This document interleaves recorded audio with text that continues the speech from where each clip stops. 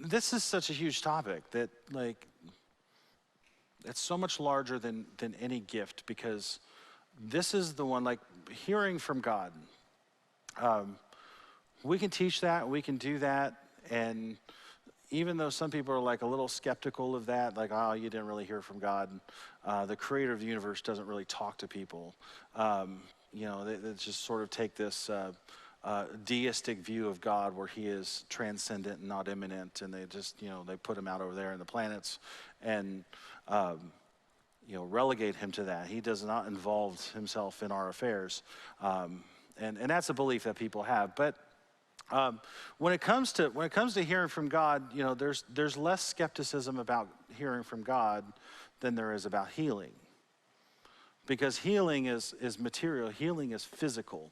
There is a dynamic result that happens when you pray for somebody, and they came in and they were feeling pain, they were feeling discomfort, they were feeling sickness, they were feeling all these things, and you pray for them, and all of those things go away.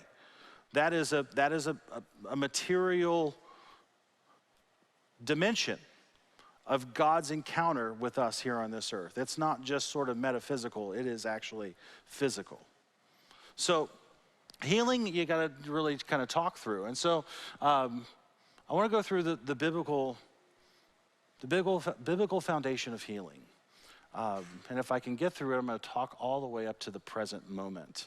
I'm going to start with the kingdom of God. In Matthew chapter 4, if you're there, it says that Jesus went throughout Galilee, teaching in their synagogues, proclaiming the good news of the kingdom, and healing every disease and sickness among the people. News about him spread all over Syria, and people brought to him all who were ill with various diseases, those suffering severe pain, the demon-possessed, those having seizures, and the paralyzed, and he healed all of them. And then it says in Luke chapter 9 and chapter 10, he basically says this to two groups of his disciples. He says, go and preach the kingdom of God and heal the sick, and tell those who are there that the kingdom of God has come near to you. So one of the things you see throughout the Gospels is this dimension where Jesus is talking about, there's two things happening in Jesus' ministry. He's talking about the kingdom, and he's healing the sick. And for a long time, people didn't really connect those two ideas together. They sort of thought, well, Jesus' healing ministry was separate from his discussion about the kingdom. Because if you look at the Old Testament, and you're sort of trying to figure out, what does the kingdom of God mean? In the Old Testament, it was a future look towards the age of blessedness. So in the Old Testament, in the Second Temple Judaism, they had this concept that there was a beginning and there was an end. How many of you believe that? We have a beginning and we have an end. But in Second Temple Judaism, they looked at like the point in time. It was like they looked back, like, okay, we can see the beginning, and what they thought is when they looked at the end, that was going to be a moment of pure blessedness. That it was such a fantastic moment that all of the dead would be raised, all of those who died before them would all be gathered up, and they would live eternally in this kingdom moment where all of the evil of the world would be completely flushed out of the system, and they would be with God themselves. It was actually for them, and this is why they built temples, was because they believed what was happening on the inside of a temple was actually going to move to the outside of the temple. And that was, for them, that was the end of time. So they always looked forward to this moment, and they called it the arrival of the kingdom of God. And you see this in Daniel. If you read through Daniel, it's very explicit that there was this Son of Man who would come on the clouds, and the kingdom of God would come with him. And they believed that was the end of time.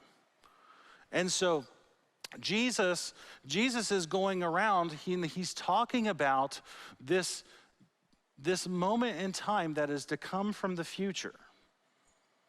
And it's happening now in the present.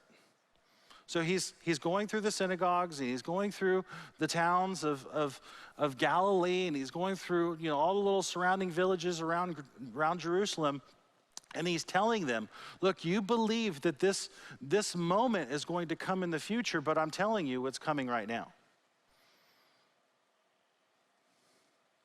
And they, yeah, prove it.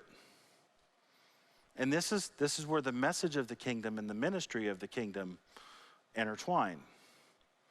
So they go, if the kingdom is really coming, prove it.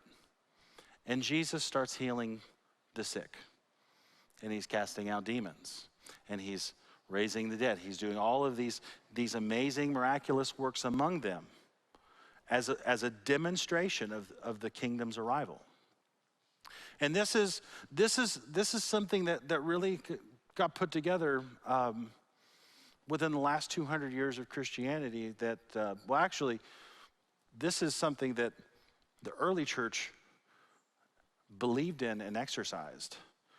But then there's about a span of 1,400 years of Christian history that the idea was just completely separated. The two things meant completely different things to theologians and biblical scholars. And so the idea was never really taught in church, at least until the last 200 years, where that the ministry of Jesus and the demonstration of the kingdom are designed to go together. And this is the ministry of Jesus, to proclaim the good news of his kingdom.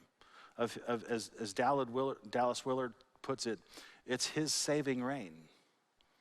So if you imagine